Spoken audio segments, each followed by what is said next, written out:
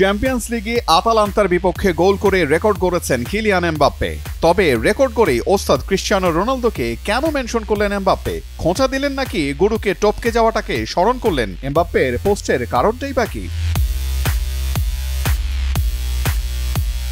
Mbappe সম্ভবত সবকিছুই জানেন, সেজন্যই সম্ভবত নিজের ইনস্টাগ্রাম হ্যান্ডেলের স্টোরিতে রোনালদোর ছবি পোস্ট করেছেন। ম্যাচের 4টি ছবি পোস্টের পর পঞ্চমটিতে রোনালদোর 2 হাতের আঙুল দিয়ে কিছু একটা বোঝানোর চেষ্টা করেছেন এমবাপ্পে। সেই ছবির নিচে ডান দিকে মুখ বন্ধ রাখার ইমোজিও ব্যবহার করেছেন। কী কারণে এই ছবি পোস্ট করা তা অবশ্য জানা যায়নি, তবে আন্দাজ করে নিতে দোষের কিছু নেই।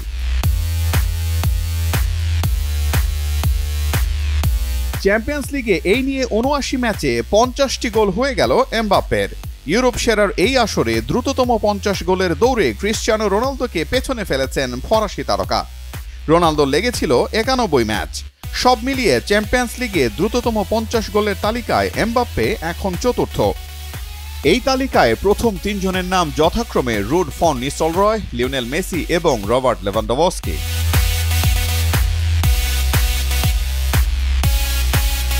চ্যাম্পিয়ন্স লিগে মাত্র ১৭ বছর বয়সেই অভিষিক্ত এমবাপ্পের নাম লিখিয়েছেন আরও একটি তালিকায়। কাল রাতে ৫০তম গোলটি করেছেন ২৫ বছর ১১ মাস ২০ দিন বয়সে। চ্যাম্পিয়ন্স লিগের দ্বিতীয় সর্বকনিষ্ঠ খেলোয়াড় হিসেবে গোলের 50 পেলেন এমবাপ্পে। সর্বকনিষ্ঠের রেকর্ডটি লিওনেল মেসির ২৪ বছর ২৮৪ দিন বয়সেই করেছিলেন তিনি এই রেকর্ড। প্রশ্ন হলো, কাকে পেছনে ফেলে দ্বিতীয় সর্বকনিষ্ঠ হলেন এমবাপ্পে?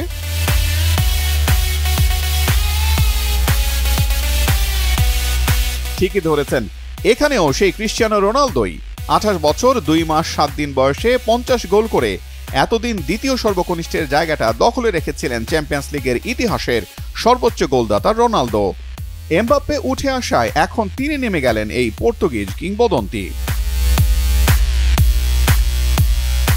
তাই তো এমবাপ্পের পোস্টকে নিয়েই জল্পনা কল্পনা তৈরি হয়েছে ভক্তদের মাঝে। কেননা এর আগে এমবাপ্পের মাদ্রিদ জার্সি নিয়ে কিছুটা হতাশা প্রকাশ করেছিলেন CR7।